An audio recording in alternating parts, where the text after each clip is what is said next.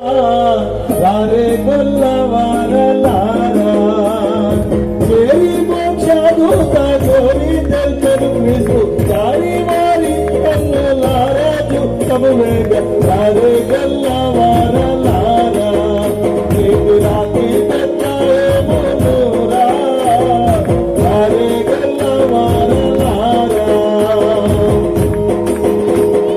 పుట్టు చావులు లేని వాడట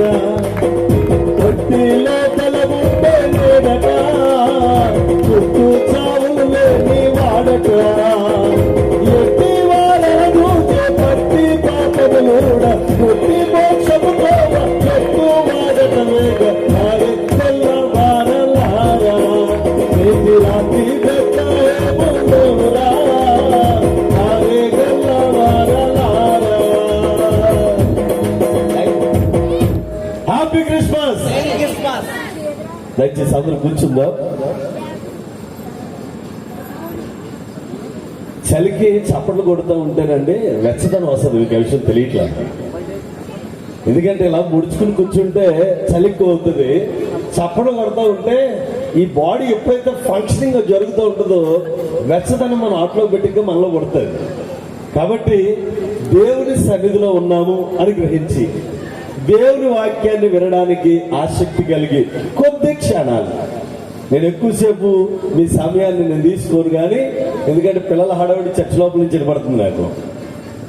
రైట్, ఆ చివరి కూర్చున్న వాళ్ళు కూడా సాధ్యమైతే ఇక్కడ కూడా టెంట్లు ఉన్నాయి, ముందుకు వచ్చేస్తే చాలా సంతోషం.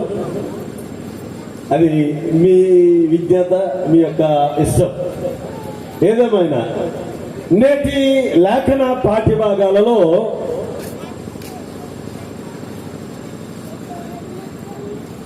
లూకా సువార్త 2వ అధ్యాయము, లూకా సువార్త 2వ అధ్యాయము 11వ వచనాన్ని మనము మూలవాక్యముగా చదువుకుందాం. ఎవరైనా చదువుతారమ్మా? బైబిల్ తెచ్చారా? రైట్. దావీదు పట్టణమందు, అబ్బా ఏకకంఠంతో అందరూ చదువుతున్నారు, చదవండి పర్లేదు. నేడు రక్షకుడు ఎవరి కోసం అండి? నా కోసమా? మరి మీరందరూ మీకోసం అని చదువుతున్నారు. నేడు రక్షకుడు మీ కొరకు పుట్టి ఉన్నాడు అనే మాట గబ్రియేలు ద్వారా మనకు ఆనాడు గొల్లె కాపరులకు తెలియపరచబడుతూ ఉన్నది. అయితే జాగ్రత్తగా గమనించండి, ఇక్కడ 90% తల్లులు, యవనస్తురాండ్రు, చిన్నపిల్లలు అందరూ కూడా ఆడపిల్లలే కనిపిస్తున్నారు. అరే నాన్న, డాన్స్ చేసే వరకు మీరు మౌనం ఉండాలి. ఓకే, మీ అందరికీ కూడా ఒక క్రమాన్ని, జరిగిన విధానాన్ని మీకు తెలియపరుస్తాను. ఏంటనంటే, మనందరికీ కూడా కన్య మరియ గర్భం దాల్చింది, యెరూషలేములో ప్రజాసంఖ్య రాయడానికి వెళ్ళినప్పుడు ప్రసవించింది, స్థలం లేదు, పశువుల తొట్టులో పడుకోబెట్టింది. ఇది మనందరికీ తెలిసింది కదే కదా. కానీ ఈ ప్రాసెస్ జరుగుతున్న సమయంలో మరియమ్మ యొక్క ఇంటెన్షన్, మరియమ్మ యొక్క ముఖ్యోద్దేశాన్ని మనము కొద్ది నిమిషాలు ధ్యానం చేద్దాం. ఎందుకు ఈ రోజున మనందరము రక్షణ కార్యమును గూర్చి, రక్షకుని గూర్చి తెలుసుకుంటున్నాము అని అంటే, అది ఆ తల్లి యొక్క గొప్ప కమిట్మెంట్. ఏం చేసింది? ఇప్పుడు మనకున్న సాంప్రదాయంలో ఒకసారి పెళ్లి గురించి మాట్లాడతాను. మనకి పెళ్లిళ్ళు ఎలా జరుగుతాయనంటే, యుక్త వయసు వచ్చిన తర్వాత ఎన్ని సంవత్సరాలకండి పెళ్లిళ్ళు చేసేది? అబ్బాయిలకి అమ్మాయిలకి 21 అబ్బాయిలకి నిండాలి, అమ్మాయిలకైతే ఎంతమ్మా? లేదమ్మా, ఇప్పుడు ప్రభుత్వం మార్చేసి 21. ఇప్పుడు అందుకే ప్రస్తుత పరిస్థితుల గురించి మాట్లాడుతున్నాను. కానీ మరియమ్మ ఉన్నటువంటి దినాలలో ఉన్న పరిస్థితిని ఒకసారి మనం జ్ఞాపకం చేసుకోవాలి. ఏంటంటే, మరియమ్మ ఉన్న పరిస్థితుల్లో ఆనాటి సాంప్రదాయ ప్రకారంగా ఆడబిడ్డ పుట్టిన తర్వాత 6-7 సంవత్సరాలకి నిశ్చితార్థం జరుగుతుంది. ఆడబిడ్డ పుట్టిన వెంటనే 6-7 సంవత్సరాలకి నిశ్చయం చేసుకుంటారు. మనకు కూడా ఉండేది ఆ సాంప్రదాయం, మీకు తెలుసో లేదో. మన పూర్వీకులను జాగ్రత్తగా గమనిస్తే పుట్టిన రే నీకు మీ ఆవిడ పుట్టిందిరా అనేవాళ్ళు. చిన్నప్పుడు మన తాతలు వాళ్ళ స్థితిగతులు చూస్తే ఒకవేళ పాప పుట్టింది అనుకోండి, వెంటనే ఏమంటారు అంటే అక్క కొడుకునో లేదా అరే నీకు మీ ఆవిడ పుట్టేసిందిరా అని. ఇలాంటివి మన దేశంలో కూడా ఉన్నాయి. కానీ అక్కడి సాంప్రదాయంలో 6-7 సంవత్సరాల్లో నిశ్చయం చేసుకునేవారు. ఇక మీదట ఆమె ఎవరి సొత్తు తెలుసా? నిశ్చయం చేసుకున్న వారి సొత్తు. అయితే దేవుడు ప్రవచనాల్లో తెలియపరిచాడు. నేటి పాత నిబంధన గ్రంథంలో మనం చదువుకున్నాం. ఏమని? 9వ అధ్యాయం యెషయా గ్రంథం 6వ వచనంలో ఏలయనగా మనకు ఎవరికి పుట్టాడండి శిశువు? ఎవరికి పుట్టాడు? వాస్తవానికి పుట్టింది 7వ అధ్యాయం 14వ వచనంలో చదివితే కన్యకు పుట్టాడు. కానీ 9వ అధ్యాయం 6వ వచనం వచ్చేసరికి ఏమన్నాడు యెషయా ప్రవక్త? 740 సంవత్సరాలకు పూర్వంగా ఆ మాటలు రాస్తున్నాడు. అక్కడేమో కన్యకు పుట్టాడు శిశువు అని అన్నాడు. 9వ అధ్యాయం వచ్చేసరికి మనకు పుట్టాడు శిశువు అని చెప్పి అక్కడ మరొక మాట అన్నాడు, మనకు కుమారుడు కుమారుడు వారసత్వం ఉంది అని చెప్పడానికి మాట్లాడుతున్నాడు. అయితే మనకు పుట్టిన శిశువు ఎలాంటి వాడు, ఏమని వాగ్దానం చేయబడిన వాడు అని మనం గమనించిన మత్తయి సువార్త 1వ అధ్యాయము 1వ వచనాన్ని ఒక్కసారి చదువుకుందా. అక్కడ మత్తయి గారు తన సువార్త ప్రారంభిస్తూనే ఏమని చెప్తున్నాడు తెలుసా? అబ్రహాము కుమారుడకు దావీదు కుమారుడైన యేసు క్రీస్తు వంశావళి. అబ్రహాంకి దావీదుకి సంబంధం ఏంటండి? ఎంత దూరం ఉందండి? మధ్యలో ఎంతమంది ఉన్నారండి? జాగ్రత్త గమనించండి. దేవుడు అలనాడు అబ్రహాముకు వాగ్దానం చేశాడు, తర్వాత మోషేకు వాగ్దానం చేశాడు. ద్వితీయోపదేశకాండం 18:18లో ఏమని? నీ వంటి ప్రవక్తను నీ సహోదరుల నుండి నేను పుట్టిస్తాను అని వాగ్దానం చేశాడు.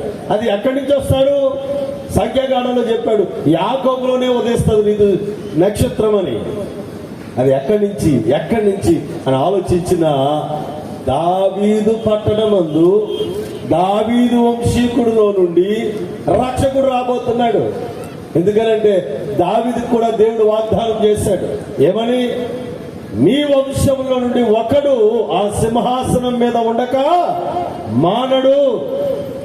సొలొమోను తర్వాత 2 రాజ్యాలుగా చీలిపోయింది. అప్పుడు కూడా దావీదు వంశీకులు ఒకరు రాజుగానే కొనసాగుతున్నారు. అందుకనే మనం చదువుకున్న మూలవాక్యం చూస్తే దావీదు పట్టణం ఏంట పట్టణం? నేటి దినాన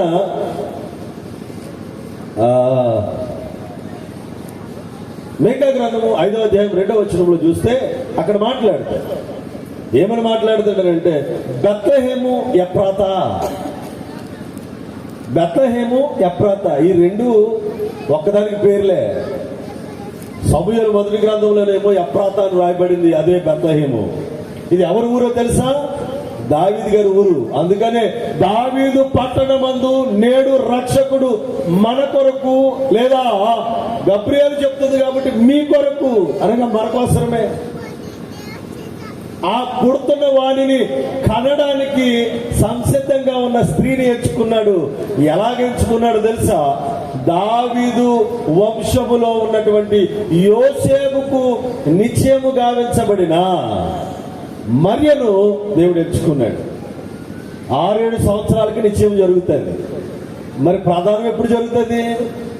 ఏమా మనకు ప్రధానాలు ఎలా ఉన్నాయంటే ఒకప్పుడు కొంచెం దూరాభారాలు నడిచి వెళ్ళేవారు కాబట్టి 3-4 రోజుల ముందు ప్రధానం ఉండేది. ఇప్పుడు దినాలు ఎలా ఉందో తెలుసా? పాస్టర్ గారు పెళ్లి 10 గంటలుగా అంటున్నారు, 10 గంటలకు ప్రధానం తీసుకుని వెళ్తున్నారు. ఇప్పుడు ప్రస్తుత దినాల్లో పాస్టర్ గారు ఈ రోజున పెళ్లి ఉదయం 10 గంటలకే అని బ్యాన్ రాయించుకుని వెళ్తున్నారు. ఇట్ మీన్స్ ప్రకటన. ఆ 10 గంటలే వచ్చేద్దాం ఉన్నాడు పాస్టర్ గారు, జస్ట్ అలాగే వెళ్ళి వచ్చేద్దాం ప్రధానం. అప్పటికప్పుడు వెళ్ళి చేసుకుని వస్తున్నారు. పాస్టర్ గారు పెళ్లి కొడుకు పెళ్లి కూతురు తీసుకొచ్చేసరికి పోమా పాస్టర్ గారికి నకనకలు ఆడుతూ ఉంటాయి. అందుకే గ్యాస్లు వచ్చేసింది. పెళ్లి 10 అంటారు, చేసేసరికి 4 అవుతుంది. ప్రస్తుత దినాలు అలాగే.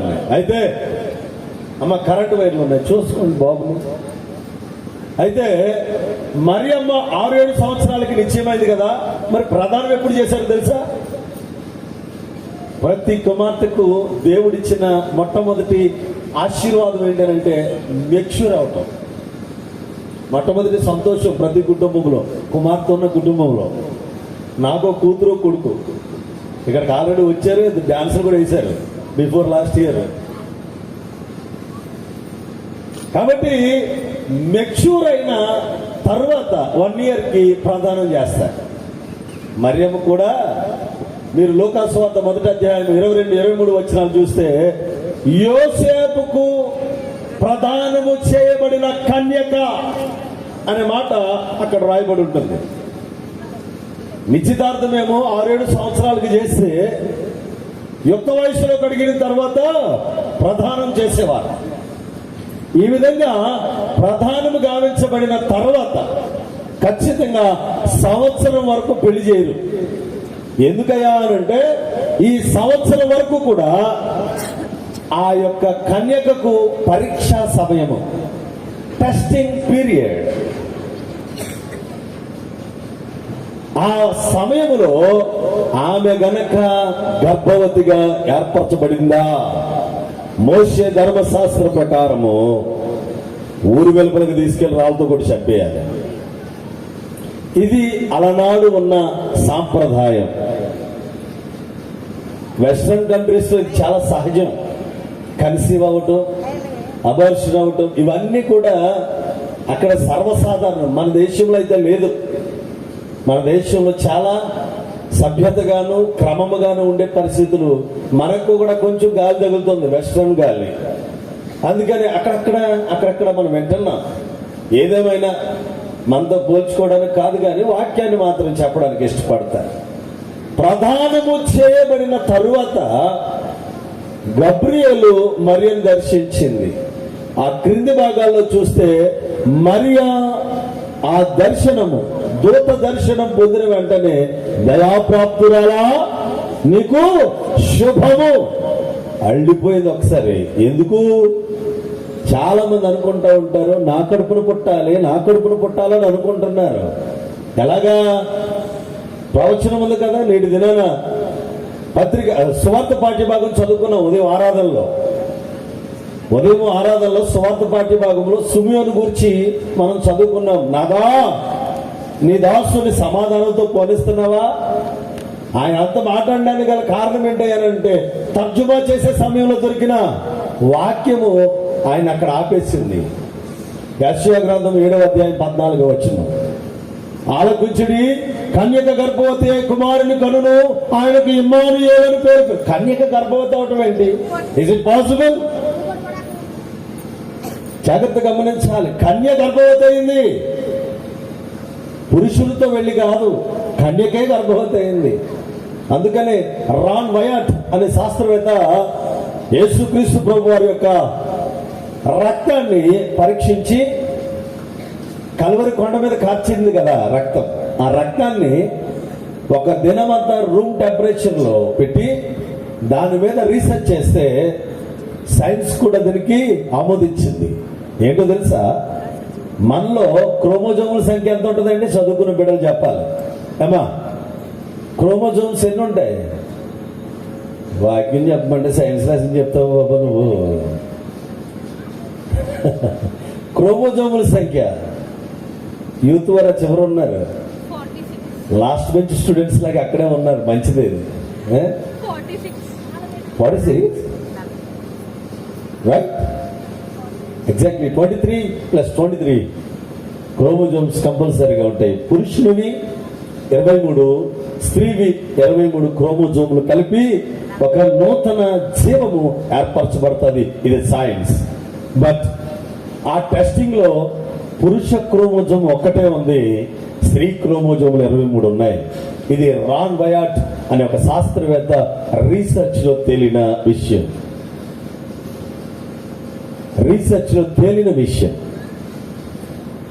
అది జరిగింది అని చెప్పడానికి సైన్స్ ప్రూవ్ చేసింది.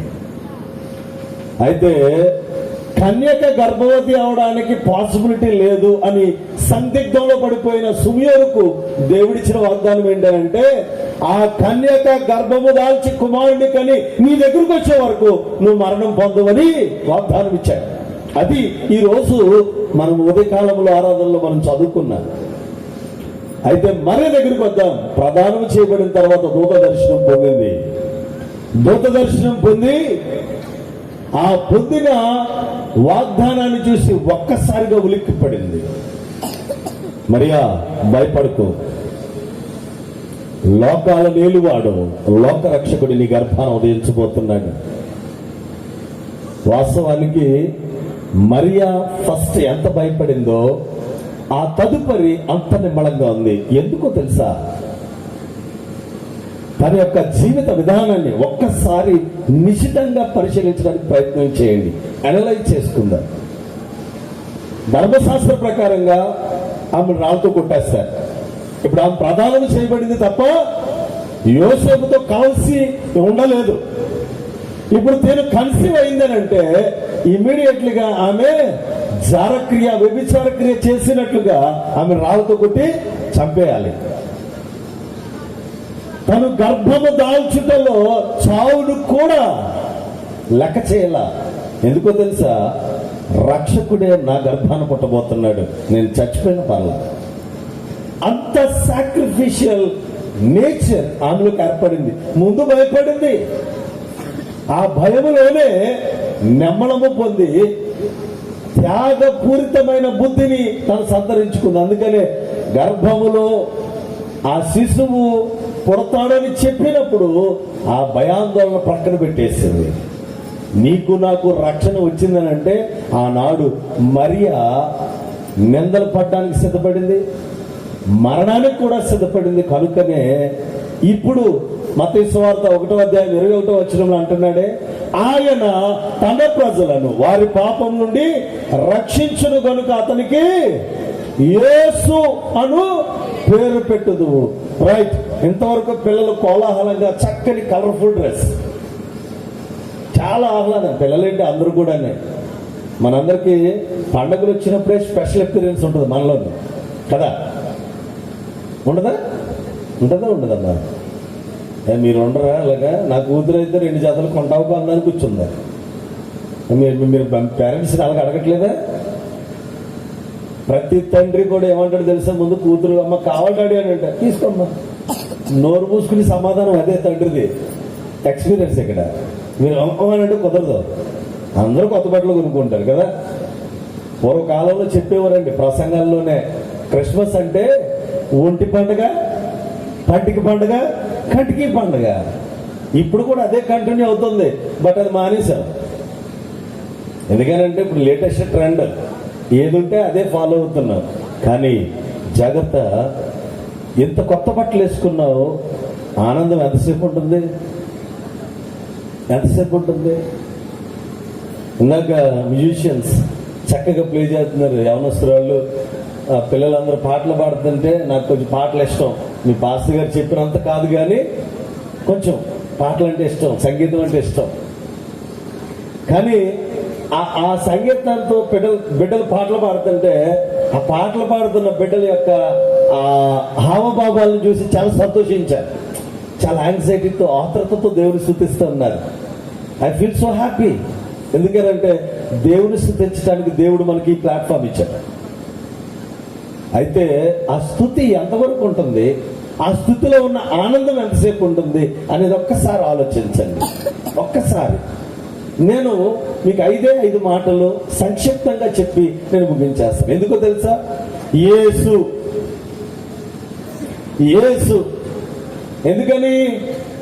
దావీదు పట్టణమందు నేడు రక్షకుడు మన కొరకు పుట్టి ఉన్నాడు. ఈయన ప్రభు అయిన క్రీస్తు.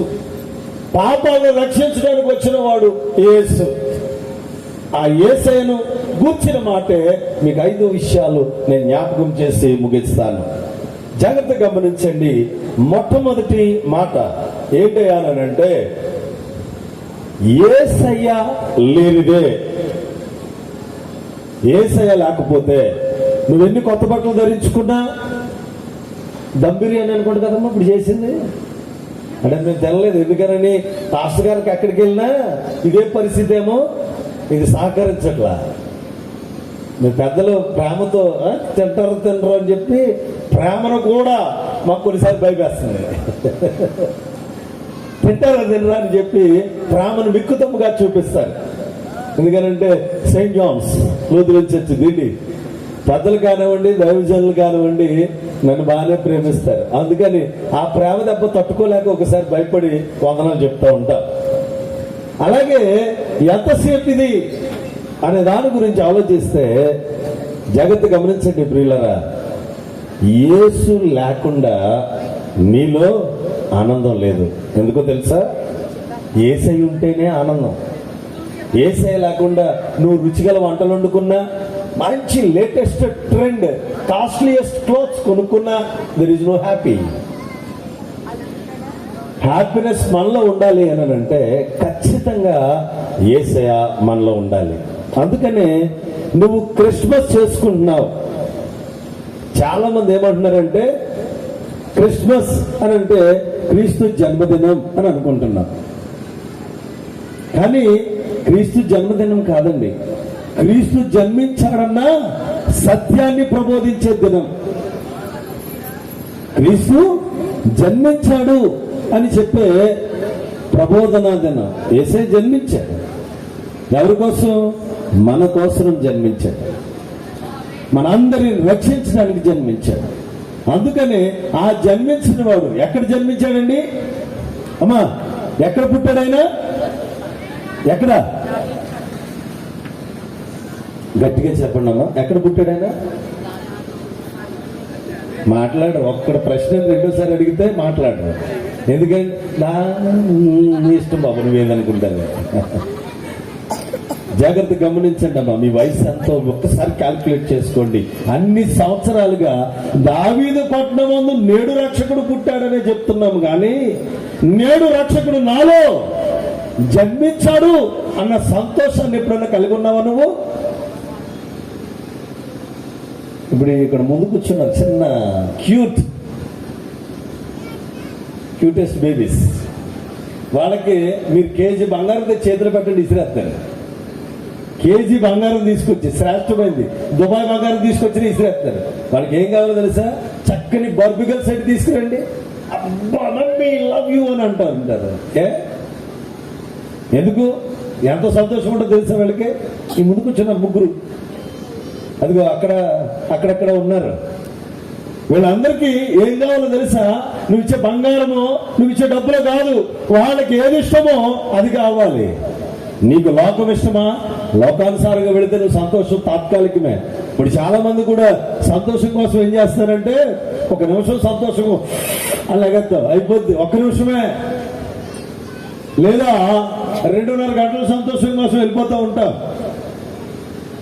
వెళ్ళిపోయి లోపల ఆ శబ్దాల్లో 3D సౌండ్ ఎఫెక్ట్ ఉన్నంతసేపు బాగుంటాం.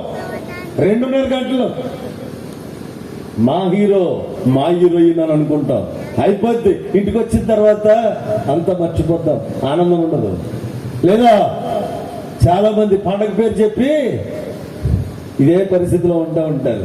అది ఇప్పటి వరకు నీ యొక్క మస్తిష్కాన్ని, నీ మెదడును పని చేయనంత వరకు హ్యాపీనెస్ ఉంటుంది. ఎప్పుడైతే మళ్ళీ యాక్టింగ్ లోకి వచ్చేస్తుందో, యాక్షన్ లోకి వచ్చేస్తుందో, మరలా హ్యాపీనెస్ పోతుంది. మరి నిత్యమైన సంతోషం మనకు ఉండాలంటే ఏం చేయాలని ప్రభు చెప్పాడు తెలుసా? లేఖనాల్లో గలతీ పత్రిక 5వ అధ్యాయం 22వ వచనం చెప్తున్నాడు, ఆత్మఫలమేమనగా ప్రేమ, సంతోషము, సమాధానము, ఆత్మ ఫలమును కలిగి ఉండాలి. అది కలిగి ఉండాలని అంటే ఫిలిప్పు పత్రికలో పౌలు గారు చెప్తున్నాడు 4వ అధ్యాయం 4వ వచనంలో, ప్రభు నందుండి ఆనందించడం ట్రై చేయాలి. ప్రభులో ఉండి ఆనందించడానికి చేయాలి. అప్పుడు నువ్వు ఏ ప్రయత్నం అయితే చేస్తున్నావు అది నిజమైన ఆనందాన్ని ఇస్తుంది. అప్పుడే నీకు నిజమైన క్రిస్మస్. నీలో క్రీస్తు జన్మించినప్పుడు నువ్వు ఆనందంగా ఉంటావు. అందుకనే యేసు అనే మాట JESUS, J refers to joy. J refers to joy. యేసును నీలోకి ఆహ్వానించి నీలో జన్మించడానికి నువ్వు అవకాశం ఇస్తే ఆయన నీలో ఆనందాన్ని పెంపొందిస్తాడు. రెండవది ఈ రిఫర్స్ టు ఎన్లైట్మెంట్. ఈ రిఫర్స్ టు ఎన్లైట్మెంట్ అనగా జ్ఞానోదయం. మనందరం కూడా లోకంలో ఉండి ఆత్మ సంబంధమైన లేఖనాల్ని విడిచిపెట్టేస్తున్నాం. అందుకనే యెషయా గ్రంథం 9వ అధ్యాయంలో దాని ముందు 8వ అధ్యాయం చివరి భాగంలో చీకటిని గురించి మాట్లాడుతాడు. జబులూను నఫ్తాలి దేశాలు పాప పంకిలమైపోయిన స్థితుల గురించి మాట్లాడుతాడు. మన బ్రతుకులు ఎలాగున్నాయనంటే చీకటిమయమైపోయినాయి. అందుకనే ఈ క్రిస్మస్ పండుగలో మరి ప్రత్యేకంగా క్యాండిల్ లైట్ సర్వీస్ చేసుకుంటాం. ఈ క్యాండిల్ లైట్స్ ఎందుకు చేస్తామయ్యారంటే ఆ జ్యోతి వెలిగిన రీతిగా మన హృదయాల్లో ఆయన జన్మించడం ద్వారా ప్రకాశం రావాలి. కారణం మలాకి ప్రవక్త అంటూ ఉంటాడు, మీకు నీతి సూర్యుడు ఉదయించును. ఆ నీతి సూర్యుడు నీలో ఉదయించాలి. ఎప్పుడు చూసినా బెత్లెహేములో అక్కడే ఆయన ఎప్పుడో పుట్టేశాడు. ఇప్పుడు పుట్ల ఎప్పుడో పుట్టాడు. ఇప్పుడు పుట్టాల్సిన ప్లేస్ ఎక్కడ? నీ హృదయాంతరంగంలో. అందుకనే మొదటిది నీకు ఆనందం కావాలా, ఆ ఆనందం కలగాలనంటే క్రీస్తు నీలో జన్మింప చేసుకోవడానికి నువ్వు సిద్ధపడు. రెండవదిగా క్రీస్తు నీలో జన్మిస్తే నీవు జ్ఞానోదయాన్ని కలిగి ఉంటావు. చాలా మంది అనుకుంటా ఉంటావు, నేను మహాజ్ఞానిని, ఎవరినైనా ఈజీగా మోల్డ్ చేయగలుగుతాను, మెల్ట్ చేయగలుగుతాను, మెస్మరైజ్ చేయగలుగుతాను అని అనుకుంటాను. రైట్?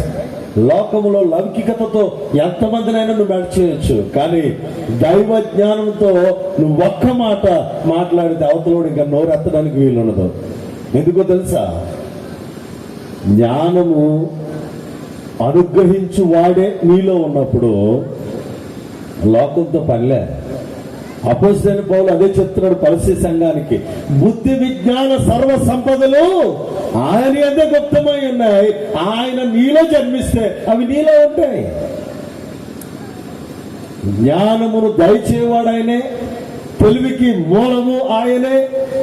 నీలో అరుణోదయ దర్శనమును ఇతరులకు వెలుగును ప్రకాశింపచేసేవాడు కూడా ఆయనే. అందుకనే J refers to joy, E refers to enlightenment. S refers to salvation, రక్షణ. యేసు నీలో పుడితేనే నీకు రక్షణ. అంతే తప్ప నేడు దినాన్ని చాలా మంది ఏమనుకుంటున్నాం తెలుసా? బాప్తిజం తీసేసుకున్నాం కాబట్టి మేము రక్షించబడిపోయాం అని అనుకుంటున్నాం. రక్షించబడిపోయాం అని అనుకోవద్దండి.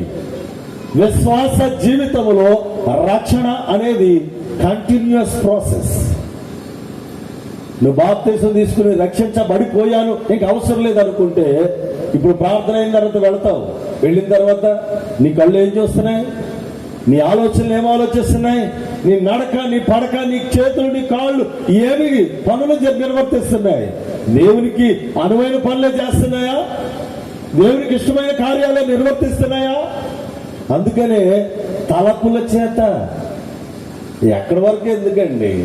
ఇదంతా అయిపోయిన వెంటనే మనం మొదలెట్టేది ఏంటో తెలుసా? నేటి పత్రిక పాఠ్య భాగంలో చదివితే ఈరోజు పత్రిక పాఠ్య భాగం ప్రారంభం వచ్చినాం. ఏమంటాడు తెలుసా? ముసలమ్మ ముచ్చట్లు. ఉదయం చర్చికి రాలేదు మీరు? పండక్కే వచ్చారా? సరేలే, మేము డిస్టర్బ్ చేయను. పాస్ గారు ఉదయం చర్చికి వస్తే ఈ లేఖనం తెలుస్తుంది మీకు. ఏమని ఉంటుంది తిమోతి పత్రికలో? మీరు ముసలమ్మ ముచ్చట్ల వైపునకును కల్పన కథల వైపును మీ చెవులు మళ్ళనియక. ఇంటికి వెళ్ళిన తర్వాత అక్క ఎలా జరిగింది నిజమేనా అని మొదలు ఎవరే వెళ్ళిపోతే చెవాలగా. అప్పటి వరకు ఎంత చెప్పే ఎంత సాగుతుంది, జాగ్రత్తగా వినాలి ఇలాగా. ఎందుకనంటే అవతల ఊసు తెలుసుకోవాలి కదా. దేవుడు వాటిని ఫాస్ట్ గా ముగించండి బాబా, నాటికి వేసుకుంటాం మేము. ఎంత కారంగా పెడతామో మొఖం. అదే ఆ ఊసి తెలుసుకున్నాం అలాగా ఏం జరిగింది, ఎంత ఆతృతగా పెడతామో ఫేషియల్ ఎక్స్ప్రెషన్. అందుకనే అపోస్తలుడైన పౌలు తన ఆత్మీయ కుమారుడికి రాస్తూ మాట్లాడుతున్నాడు, ముసలమ్మ ముచ్చట్లు వద్దు, కల్పనా కథలు వస్తవద్దు, నీకు కావాల్సింది ఏంటో తెలుసా? సత్యవాక్యము. అందుకనే ఈరోజు స్వార్థ పాఠ్య భాగంలో కూడా మాట్లాడుతున్నాడు, ఆది యందు వాక్యం ఉండెను, వాక్యము దేవుని యొద్ద ఉండెను, ఆ వాక్యమే కృపా సత్య సంపూర్ణుడుగా మన మధ్య నివసించడానికి వచ్చింది. ఆ నివసించే వాక్యాన్ని నీలో పెట్టుకుంటే నీకు రక్షణ దొరుకుతుంది. యోహాను సువార్త 15:7 అదే అంటాడు, నా యందు మీరును మీ యందు నా మాటలు అనగా వాక్యము నిలిచి ఉంటే, వాక్యమైన యేసును మీలో జన్మింపచేస్తే మీరు రక్షణ పొందడానికి అవకాశం ఉంటుంది. రక్షణ అంటే ఏదో కొనుక్కునే వస్తువు కాదండి. ఆ కొనుక్కునే వస్తువు కాదనే రెవరెండ్ డాక్టర్ మార్టిన్ లూథర్ గారు ఫైట్ చేశారు. ఒకప్పుడు పోపులు నువ్వు ఏ తప్పన్నా చేయి, ఇదిగో చిన్న తప్పుకి ఈ రేటు, పెద్ద తప్పుకి ఆ రేటు అని పాప పరిహార పత్రాలు అమ్ముతుంటే దాన్ని ఖండించి ఫైట్ చేసి, అది కాదు సరైంది, పాప నివారణకు ఒకటే మెడిసిన్, అదే యేసు అని చెప్పిన మహనీయుడు the great reverend doctor Martin Luther. అందుకనే మనల్ని అందరూ లూథరన్ సంఘం అని అంటారు. ఆ లూథర్ గారు చేసింది చాలా సత్యమైన పనులు చేశాడు. బట్ మనము ఆచరణ లోపంలో ఉన్నాం అంతే. అందుకనే ఆనందం నీకు కావాలా? యేసు లేకుండా నీకు ఆనందం లేదు. నీలో ఆత్మ సంబంధమైన జ్ఞానం కావాలా? యేసు లేకుండా నీకు జ్ఞానం రాదు. మూడవది, రక్షణ నీలో ఉండాలా? రక్షించబడాలని అనుకుంటున్నావా? యేసు లేనిది నీకు రక్షణ లేదు. ఎందుకంటే దూతలు చెప్తున్న మాట, గబ్రియల్ చెప్తున్న మాట, ఇదిగో ప్రజలందరికీ కలగబోవు, బెత్లెహేములో వాళ్ళకో యెరూషలేము వాళ్ళకో లేదా ఫారిన్ కంట్రీస్ లో చెప్పలా, ప్రజలందరికీ శుభవార్తే, లోకానికి రక్షకుడు వచ్చాడు అని. ఆ లోక రక్షకుడు నీలో పుడితేనే నీకు రక్షణ. అందుకని ఎస్ రిఫర్స్ టు సాల్వేషన్. నాలుగవదిగా యు రిఫర్స్ టు యూనిటీ. మనం ఎలాగున్నాం తెలుసా అండి? వ్యవసాయం చాలా మంది చేసిన వాళ్ళు ఉండుండొచ్చు. ఇక్కడ ఇది అన్ని పొలాలే కదా. వ్యవసాయం చేస్తున్నప్పుడు రైతు ఏం చేస్తాడు? విత్తనాలు తీసుకుని ఇలా ఇసురుతాడు, అవునా కదా? విత్తనాలు ఏం చేస్తాడు? ఇసురుతాడు. అయ్యే ఈ చెరుకు తోటలో, అరటి తోటలో అయితే ఒక సాలు వేసి క్రమంగా వేస్తూ ఉంటాడు ఒకదాని తర్వాత. అవి మీరు ఎలా నుంచి చూస్తే గాడి కరెక్ట్ గా కనిపిస్తూ ఉంటుంది.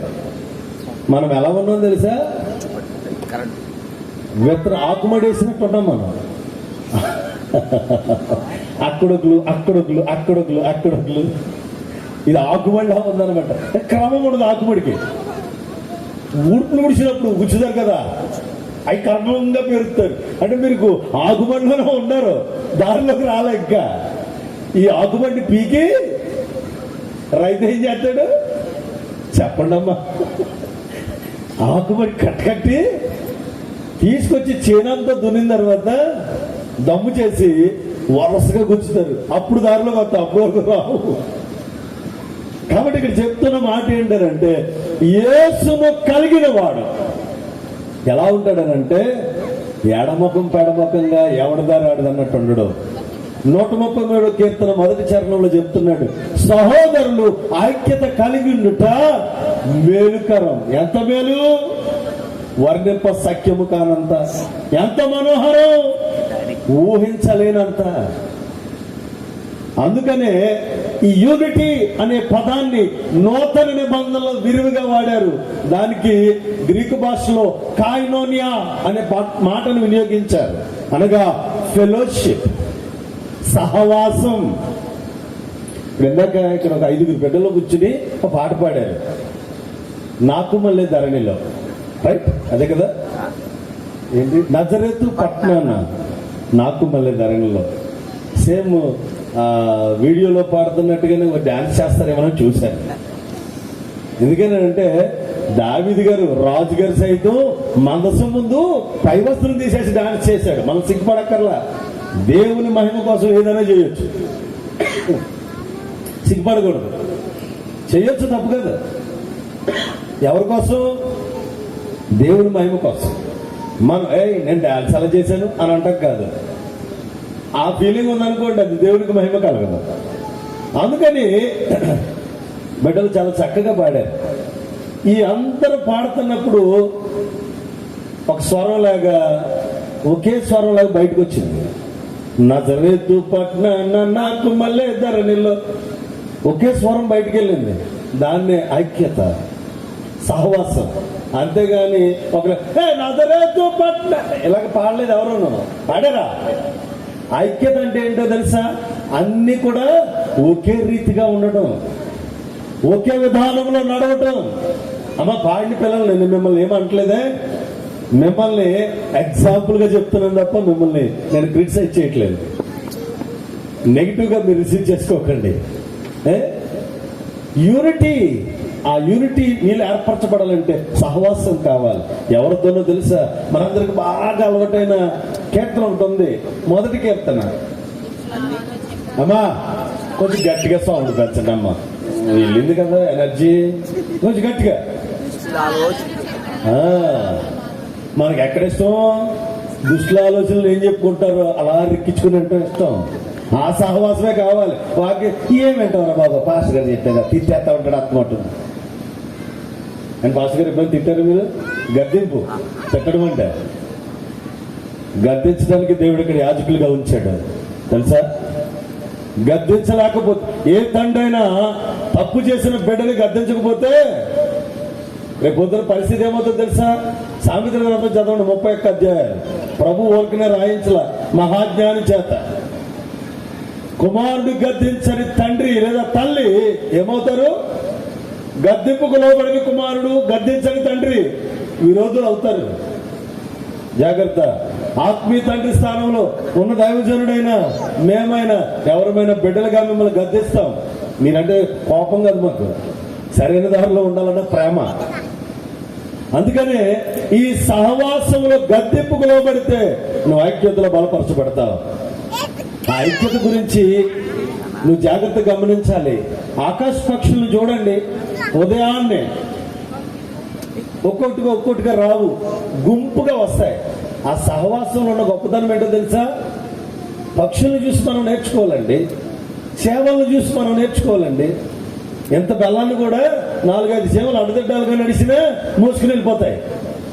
వాటికి ఉందా ఐక్యత? మనకుందా ఐక్యత? ఉండట్లా. మళ్ళీ మనం ఎవరు? వీఆర్ ఆల్ కాల్డ్ క్రిస్టియన్స్, క్రీస్తులో ఉన్నవారు అని గొప్ప చెప్తాం, కానీ ఐక్యత ఉండదు మనకి. ఇటు ప్రార్థనకు వచ్చేటప్పుడు ఐక్యత ఉండదు, ప్రార్థన చేసేటప్పుడు ఐక్యత ఉండదు, కానీ పేరుకి మాత్రం క్రైస్ట్ ఇన్ అని చెప్పుకుంటాం. గుర్తుపెట్టుకోండి, క్రీస్తు నీలో జన్మించకపోతే ఎస్ ఎగ్జాక్ట్లీ నీలో ఐక్యత ఉండదు. క్రీస్తు నీలో జన్మిస్తే నువ్వు ఖచ్చితంగా ఐక్యతతో కూడిన సహవాసాన్ని కలిగి ఉంటావు. చివరి మాట చెప్పి నేను ముగించేస్తాను. ఏంటంటే చివరి అక్షరం ఏంటండి? ఫస్ట్ లెటర్ ఏం చెప్పానమ్మా? జే. రెండో అక్షరం ఈ. 3, 4, ఇప్పుడు చివరిది ఎస్. ఏంటి ఎస్? చివరి అక్షరం sacredness. It means holiness, పరిశుద్ధత. యేసులో ఆనందం ఉంది, యేసులో జ్ఞానం ఉంది, యేసులో రక్షణ ఉంది, యేసులో ఐక్యత ఉంది, యేసులో మాత్రమే పవిత్రత ఉంది. పవిత్రత ఎక్కడ దొరుకుతుంది అనుకుంటున్నారు? ఎక్కడ దొరుకుతుంది అనుకుంటున్నారు? నేడు దినాలు చాలా మంది మనం కూడా భావిస్తున్నాం. ఈ మధ్య కాలంలో ఏమనుకుంటున్నాం తెలుసా? యెరూషలేము యోర్దాను నదిలో మునిగితేనో, యోర్దాను నీళ్లు తాగితేనో, అక్కడ మట్టి తెచ్చుకుని మీద జల్లుకుంటేనో, మనకు కూడా ఈ అలవాట్లు. యోర్దాను నది నీళ్లు ఇక్కడ గంగా నది కంటే, మనకున్న గోదావరి కంటే గొప్ప ఏం కాదు. అక్కడ నీళ్ళు ఇక్కడ నీళ్ళు ఒకటే. ఏ నీళ్ళైనా ఒకటే, నేలలో ఏం లేదండి. దేనిలో ఉందో తెలుసా? నీవు నేను ఆరాధిస్తున్నామే ఆ యేసు నామములో ఉంది. Happy Christmas. చేతులు ఇంటికి పంపించారు అప్పుడే. Happy Christmas. చేతులు తెచ్చేస్తాడమ్మా. ఒకవేళ ఇంటికాడ తాళాలు ఇంటి మర్చిపోయారు అనుకున్నారా? చేతులు ఉన్నాయి, తెచ్చుకున్నారు. Praise the Lord. వచ్చేసి పర్లేదు. చివరి మాట నేను చెప్పి ముగిస్తాను, మిమ్మల్ని ఇబ్బంది పెడదలుచుకోలేదు. ఓపెన్ కదా, అవతల దేవుడు ప్రొటెక్షన్ వాళ్ళు ఇచ్చాడు, చలి రాకుండా. యువతలు ఇటు నుంచి చలి రాకుండా వాళ్ళు కట్టారు. అన్ని విధాలుగా ప్రొటెక్టివ్ గానే ఉన్నాం, కానీ అలర్ట్నెస్ కోసం కొంచెం ఓపెన్ ఉంది అంతే. ఆ చల్లగాలి తగలకపోతే మనం హాయిగా కష్టంగా మీకు చెప్పుకోండి అని ఇలా ఊగుతూ ఉంటాం. చివరిది పవిత్రత. దేనిలో దొరుకుతుంది పవిత్రత, యేసులో ఎలా దొరుకుతుంది పవిత్రత అనే దాని గురించి కొన్ని విషయాలు మనం జ్ఞాపకం చేసుకుందాం. ఎందుకనంటే దావీదు పట్టణం వద్ద నేడు రక్షకుడు మీ కొరకు ఎందుకు పుట్టాల్సి వచ్చింది? ఇప్పటి వరకు ఐహిక విచారాలతో వేదనలో ఉన్నావేమో, అనేక ఇబ్బందులు పడుతూ తాత్కాలిక సంతోషాన్ని నటిస్తున్నావేమో. నిన్ను నన్ను సంతోషింపజేయడానికి ఆయన మనలో పుట్టడానికి ఎదురు చూస్తున్నాడు. మనం అనుకుంటున్నాం ఆయన పశువుల తొట్లో పుట్టాడు, పశువుల తొట్లో. ఆయన పశువుల తొట్లో పుట్ల. ఒకవేళ పశువుల తొట్లోనే పుట్టుంటే ప్రభు రాదుడుగా. బైబిల్లో నక్కలకు బొరియలున్నాయి, ఆకాశ పక్షులకు గూళ్ళున్నాయి, మనిషి కుమారునికి మాత్రం స్థలం లేదని రాశాడు. పశువుల తొట్టు అయినా దొరికిందని రాయలా? రాశాడా? బైబిల్లో రాయలా. పశువుల తొట్టులో పరుండబెట్టను అని రాయబడింది తప్ప పుట్టెను అని రాయలా. నోటీస్ చేయాల. అంటే స్థలం లేదు. ఇప్పుడు ఎక్కడ పోవాలి మన స్థలం? పశువుల తొట్టులో కాదండి ఇవ్వాల్సింది, మన హృదయ గదిలో ఇవ్వాలి. ఎందుకో తెలుసా? ఇన్ని సంవత్సరాలు క్రీస్తు పుట్టిన తర్వాత ఇన్ని సంవత్సరాలు ఆ పశువుల పాక, ఆ బెత్లెహేము, ఆయన పొరండ పెట్టిన తొట్టి ఎన్ని సంవత్సరాల నుంచి చెప్పుకుని ఉంటామంటారు మనం. వాటికి ఘనత వచ్చిందండి. వీటికి పశువుల పట్టణంలోకి వెళ్ళాలంటే ఇప్పుడున్న జనరేషన్ ఎవరు కూడా దరిదాపుల్లోకి వెళ్ళరు. చిచ్చి బాబే అంటారు ఇప్పుడున్న పిల్లలు. అలాంటిది మనలను ధనవంతులుగా చేయడానికి, మనలను పవిత్రులుగా చేయడానికి, మనలను ఈ రీతిగా మార్చడానికి ఆయన అపోస్తలుడైన పౌలు కొరింథీ సంఘానికి లేఖ రాస్తూ మాట్లాడతాడు. తాను దరిద్రుడై మనల్ని ధనవంతుని చేయడానికి ఎలాగనికి వచ్చాడు. అందుకనే తన దారిద్ర్యము ఎట్టి రీతిలో ఉందో మనకి బహిర్గతం చేశాడు. అయితే ఆ తొట్టి దరిద్రమేం కాదండి, అది మన హృదయమై ఉండాలి. ఆయన పరుండ పెట్టేది మన హృదయమై ఉండాలి. అప్పుడే ఏమవుతుందనంటే ఈ హృదయాంతరంగంలో ప్రభువుని ఆహ్వానిస్తే ఏమేమి పక్కకు పోతాయి. ఇక్కడ సౌండ్ ఆపరేటర్ దగ్గర మొత్తం లైటింగ్ ఇవన్నీ స్విచ్ కనెక్షన్ అక్కడ ఉంది. ఒక్కసారి బాబు లైట్లు స్విచ్ ఆపేయి అని అన్నాను అనుకోండి, ఇదంతా ఎలా ఉంటుంది అమ్మా? ఇదంతా ఇంచుమించుగా 3 గంటల నుంచి మనం చూస్తున్న ప్రదేశమే ఇది. పరిగెట్టుకుని వెళ్ళి చర్చిలోకో లేకపోతే బయటకో లేదా ఇంటి దారికో వెళ్ళగలం అలాగా? 3 గంటల నుంచి ఇక్కడే ఉన్నాం, వెళ్తురు అన్ని చూసాం, ఏది ఎక్కడ ఉంది అన్ని తెలుసు. బట్ ఒక్కసారిగా ఇక్కడ ఉన్న కృత్రిమమైన వెలుగు ఆగిపోతే మన గమనం అంతా స్తంభించిపోతుంది. అందుకనే ఈ హృదయ గదిలో ఉన్నటువంటి ఆ అంధకారమును పోగొట్టడానికి, హృదయ గదిలో ఏర్పరచబడిన ఆ చీకటి స్థితిగతులు పారద్రోలడానికి ఆయన నీతి సూర్యునిగా మన హృదయంలో జన్మించడానికి ఆయన ఇష్టపడుతున్నాడు. ఎప్పుడైతే నువ్వు ఆహ్వానిస్తావో అప్పుడు ఆ నీతి సూర్యుడు నీలో జన్మించి నీలో ఉన్న చీకటిని పారద్రోలుతాడు. అందుకనే కీర్తనకారుడు రాస్తూ మాట్లాడుతున్న మాట ఏంటయ్యానంటే 119 సంకీర్తన 105 చరణంలో రాస్తున్న మాట, నీ వాక్యము నా పాదములకు దీపము, నా త్రోవలకు. ఎవరా వాక్యం? సజీవుడుగా, కృపా సత్య సంపూర్ణుడుగా మన మధ్యకు నివసించడానికి వచ్చిన వాడే నజరేయుడు. అతి త్వరలో ద్వితీయ ఆగమనములో రాబోతున్న యేసు. ఆయనను గనుక హృదయలోనికి నువ్వు చేర్చుకుంటే నీలో ఉన్న అపరాధములు, పాపములు, లోకాధికారి యొక్క కార్యాలు అవన్నీ కూడా తీసివేస్తాడు. అప్పుడే నీలో పరిశుద్ధత, పవిత్రత సంతరించుకుంటాయి. కనుక 5 విషయాలు నేడు దినాన దావీదు పట్టణంలో పుట్టిన రక్షకుడు, మన కొరకు పుట్టిన రక్షకుడిని మన హృదయంలో జన్మింప చేయడానికి నువ్వు సముఖత కలిగి ఉంటే ఆనందిస్తావు. రెండవది జ్ఞానోదయంతో నింపబడతావు. మూడవదిగా రక్షణ అనుభవంలోనికి వస్తావు. నాలుగవదిగా ఐక్యతతో కూడిన సహవాసములు ఉంటావు. ఆరవదిగా పవిత్రతను సంతరించుకుంటావు. ఇట్టి 5 సుగుణాలను ప్రాముఖ్యంగా మనకి ఇవ్వబోతున్న ఆ రక్షకుణ్ణి మనలోనికి ఆహ్వానించుకొని ఆయనను కలిగి చివరి వరకు, ఎందుకనంటే నేటి పత్రిక పాఠ్యభాగం, ఆదివారం పత్రిక పాఠ్యభాగంలో రాసిన మాటలు మీకు జ్ఞాపకం చేసి ముగించేస్తాను. తిమోతి 2వ పత్రిక 4వ అధ్యాయంలో 7వ వచనంలో అంటున్నాడు, 3 విషయాలు చెప్తున్నాడు అక్కడ. నా పరుగును కడముట్టించదను, విశ్వాసము కాపాడుకుంటుని. ఇంకో మాట ఏమంటున్నాడంటే, నేను పందెములో ముందుకు కొనసాగుతున్నాను. 7వ వచనం చదువుతారమ్మా. మంచి పోరాటము పోరాడుతున్నాను. ఎవరితోనూ మనం పోరాడుతున్నాం అంటే మన పక్కడితో పోరాడతాం, అదొద్దు. అంధకార సంబంధము దురాత్మ సమూహంతో పోరాడు. ఆ పోరాడే శక్తి నీకు ప్రభు ఇస్తాడు. ఎఫెసీ పత్రికలో చెప్తున్నాడు ఆయుధాలు ఏమేమి కావాలో 6వ అధ్యాయంలో. మంచి పోరాటం పోరాడాలి. రెండవదిగా విశ్వాసం కాపాడుకోవాలి. మూడవదిగా అంతము వరకు నీ పరుగును తొదముట్టించాలి. అంటిల్ లాస్ట్ బ్రెత్, నీ చివరి శ్వాస వరకు నీలోనికి ఆహ్వానించిన ప్రభువును ఇక నువ్వు త్రోసివేయకూడదు. అపవాదైనా పిలవకుండా లోపలికి వచ్చేస్తాడేమో, ప్రభు మాత్రం నువ్వు ఆహ్వానిస్తేనే వస్తాడు.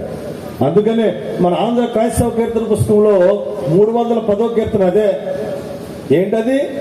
హృదయమనుడు తలుపునొద్ద యేసునాథుండు నిలిచి తడుతున్నాడు.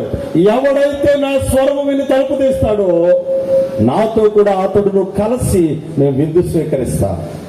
అతి మహద్భాగ్యాన్ని ఈ యొక్క క్రిస్మస్ లో ఏకీభవిస్తున్న నీవు నేను అనుభవించడానికి పరిశుద్ధాత్మ మెడైన కృప మనందరికి అనుగ్రహించును గాక. ఆమేన్. ప్రార్థన చేసుకుని సమయాన్ని దైవజనులకు అందిస్తాను.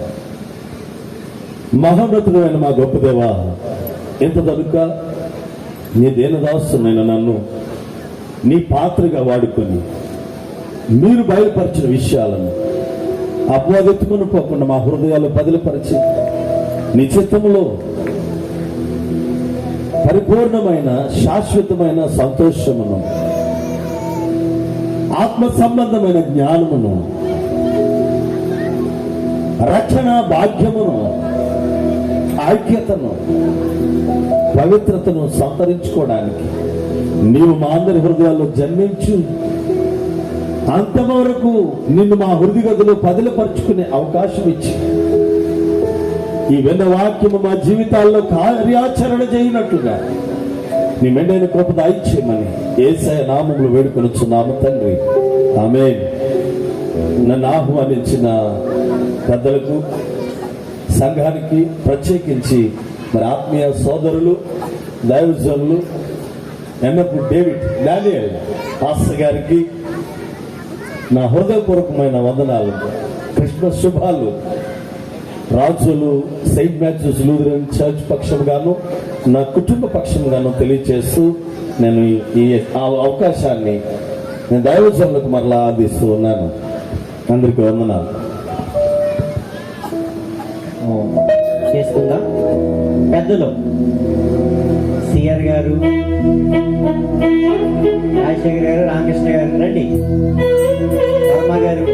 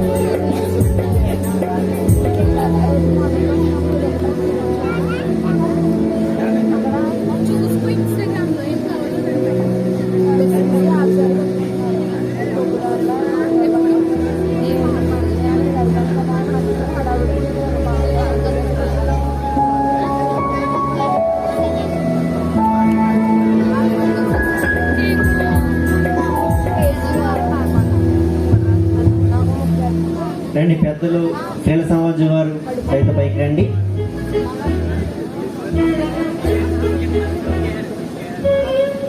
త్వరగా రావాలండి. మీకు త్వరగా వస్తే త్వరగా ఊహించుకోవడానికి అవకాశం ఉంటుంది కనుక త్వరగా రావాలని చేస్తూ ఉన్నాను. రామకృష్ణ గారు, శ్రీల సమాజం వారు త్వరగా లేవాలని రావాలి. ఈ సమయంలో క్యాండిల్ నిమిత్తం అదేవిధంగా కేక్ నిమిత్తం జేకపై గారు ప్రార్థన చేసి కేక్ కట్ చేసి క్యాండిల్ వెలిగిస్తారు. దయచేసి మరి సంఘపు పెద్దలు వేదికను అలంకరించాల్సిందిగా మనం చేస్తున్నాం. ఈ సమయంలో అందరూ లేచి నిలబడి ప్రార్థనలో ఎక్కివేద్దాం. ప్రార్థన చేసుకుని క్యాండిల్ లైట్ చేయబడి మీ అందరి దగ్గరికి ఆ లైట్ చేయబడినది వచ్చినప్పుడు మన హృదయాలు కూడా అటు రీతిగా వెలిగింపబడాలని సంతోషంతో ప్రార్థనలు ఎక్కిపడుద్దాం. Happy Christmas, merry Christmas, happy happy Christmas, merry merry Christmas. ప్రార్థన చేసుకుందాం. సర్వశక్తిమంతుడవు, సర్వాధికారమైన గొప్ప దేవా, నీ పరిశుద్ధమైన ఘననామమును బట్టి వందనములు, స్తుతులు, స్తోత్రములు చెల్లిస్తున్నా. సెయింట్ జాన్స్ లూథరన్ సంఘము దిండి ఈ విధముగా క్రిస్మస్ కార్యక్రమంలో సంఘ బిడ్డల అందరి జీవితాలలో ప్రకాశమానమైన ఆత్మీయ వెలుగు ప్రకాశించినట్లుగా ఈ యొక్క ప్రమిదను లైట్ చేస్తూ ఉండగా నీ చిత్తములో కృత్రిమమైన విధానములో కాక ఆత్మీయ సంబంధమైన విధానములు మేమందరము ఈ వాక్యము చేత వెలిగింపబడటానికి సాదృశ్యంగా చేస్తున్న దానిని అవలంబించే జీవితాలు దయచేయండి. అలాగనే నీ జన్మమును పురస్కరించుకుని కేక్ కట్ చేయబోతూ ఉండగా ఎంతటి మాధుర్యమైన రుచిని అనుభవిస్తున్నామో ఆత్మ సంబంధముగా మా అందరి జీవితాలు మాధుర్యముగా ఉండడానికి కృప దయచేసి సంఘమును, సంఘపు పెద్దలను, సేవకులను, ఏకీభవించి బిడ్డలందరినీ నీ కృపలో దీవించు. యేసు నామమున వేడుకొనుచున్నాము తండ్రి, ఆమేన్.